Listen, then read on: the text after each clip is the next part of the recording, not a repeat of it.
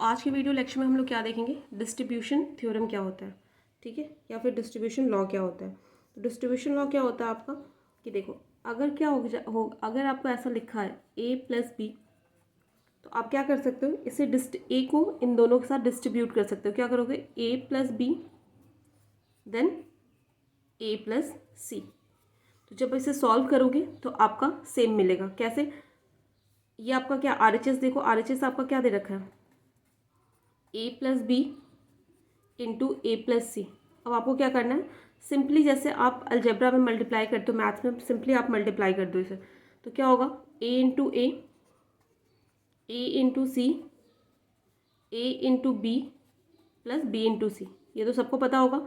अब देखो ए इंटू ए क्या होता है, कल ही हमने देखा था, ए होता है A into C, A into B plus B into C. अब देखो यहाँ से आपको क्या कॉमन दिख रहा है, यहाँ से आपको ए कॉमन दिख रहा है, आपने ए को कॉमन ले लिया। क्या हुआ, 1 plus C plus B C, right. आपको कल भी मैंने बताया था जब हमने और एंड ऑपरेशन पढ़ा था कि अगर 1 किसी भी टर्म में एडेड हो, 1 प्लस समथिंग समथिंग कितना भी बड़ा टर्म हो, उसकी वैल्यू क्या हो जाती है, ये पूरी वैल्यू आपकी क्या हो जाएगी, 1 हो जाती है, राइट। कल मैंने जब एंड ऑपरेशन जब मैंने आपको बताया था, उसमें ये बताया था कि जब भी आप 1 प्लस समथिंग समथिंग, मान लो 1 plus A plus B C plus B plus E हो, कुछ भी हो, तो इसकी वैल्यू, टोटल की वैल्यू क्या हो जाएगी आपकी, 1 हो जाती है, राइट। ये कौन सा ऑपरेशन दिख रहा है आपको, और ऑपरेशन।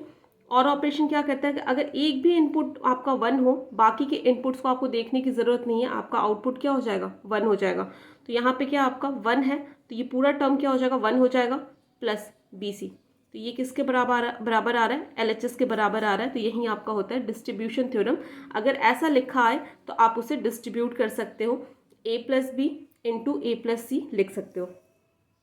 अगर आपके पास ऐसा है a plus A bar B, तो इसे क्या लिख सकते हो, according to your distribution theorem आप क्या लिखोगे, a प्लस ए बार, इस a को इन दोनों के साथ डिस्ट्रीब्यूट कर दोगे इंटू ए प्लस बी।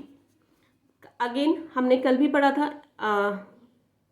कौन सा ऑपरेशन में, और ऑपरेशन में, ये भी हमने और ऑपरेशन में पढ़ा था, सॉरी एंड ऑपरेशन में नहीं, और ऑपरेशन में पढ़ा था। तो ये क्या होगा, a प्लस ए बार आपका क्या होता है, बताओ, a प्लस ए बार आपका क्या होता है, 1 होता है, right. 1 into A plus B, तो ये आपका क्या हो जाएगा, a प्लस बी। तो आप इस इक्वेशन को डिस्ट्रीब्यूशन थ्योरम के यूज़ करके इसे सिंप्लीफाई कर सकते हो।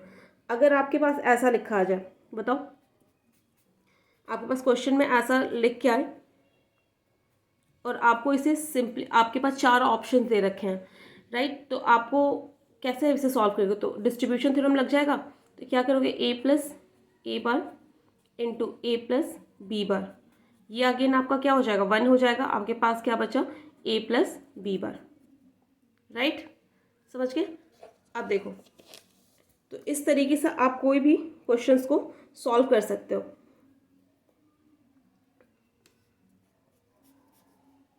a plus B, A bar B, A B bar, अगर ऐसा दे रखा हो तो आपको इसको सिंप्लीफाई करना है, राइट। सिंप्लीफाई करके 2-3 ऑप्शंस दे रखे हैं, आपको मैच करना है कौन सा ऑप्शन सही होगा। तो देखो, इन दोनों को आप टर्म को ले लो, इसमें आपका क्या कॉमन दिख रहा है, बी कॉमन दिख रहा है, बी को मैंने क्या कर लिया, कॉमन ले लिया। क्या बचा, ए प्लस ए बार, ये क्या हो जाएगा, ए बी बार। अब यहाँ पे क्या हो जाएगा, ए प्लस ए बार क्या होता है, आपने और ऑपरेशन में पढ़ा था, क्या हो जाएगा, 1 होता है। तो यहाँ पे सिर्फ क्या बचा, B plus A B bar. Again यहाँ पे अगर आपके ऑप्शन में ये ऑप्शन दे रखा है तो फिर तो सही है, अगर नहीं दे रखा है तो आप फर्दर क्या लगा सकते हो, डिस्ट्रीब्यूशन थ्योरम। क्या हो जाएगा, बी प्लस ए और बी प्लस बी बार, ये आपका क्या हो जाएगा, 1 हो जाएगा। क्या बचेगा, ए प्लस बी। तो इस तरीके से आप लॉज को यूज़ करके आप क्वेश्चंस को सॉल्व कर सकते हो, राइट। तो यही आपका क्या होता है, डिस्ट्रीब्यूशन थ्योरम होता है। इस तरीके से आप क्या कर सकते हो, डिस्ट्रीब्यूट कर सकते हो अपने वेरिएबल को, अगर इस फॉर्म में दे रखा हो, ठीक है। एक और क्वेश्चन सॉल्व करके बताना, अगर आपके पास क्या दे रखा हो, a प्लस ए बी दे रखा हो, तो क्या करोगे, अगर इसे सिंप्लीफाई करना है तो a को कॉमन ले लोगे। क्या बचा, 1 प्लस बी। अगेन आपको मैंने क्या बताया, जब और ऑपरेशन हमने पढ़ा था उसमें क्या बोला था कि 1 के साथ कोई भी चीज़ एडेड हो, वो डायरेक्ट क्या हो जाता है, ये पूरा टर्म आपका क्या हो जाता है, 1 हो जाता है, क्या बचेगा ए, राइट। तो इस तरीके से आप अपने क्वेश्चंस को सॉल्व कर सकते हो। उसके बाद जो लास्ट, इसके बाद जो हम थ्योरम देखेंगे वो आपका होगा डी मॉर्गन्स थ्योरम।